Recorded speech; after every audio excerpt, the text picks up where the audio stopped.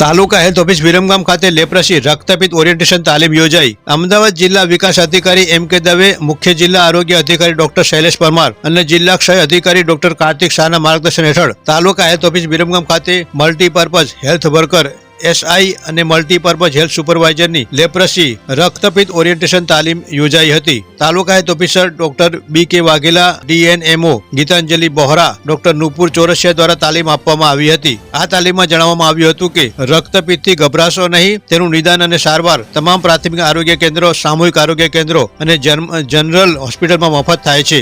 રક્તપિત્તગ્રસ્તોને સન્માનપૂર્વક જીવવા પ્રોત્સાહિત કરો, સમાજને ઉપયોગી બનવા તેમનો સ્વીકાર કરો અને તેમને મદદ કરો।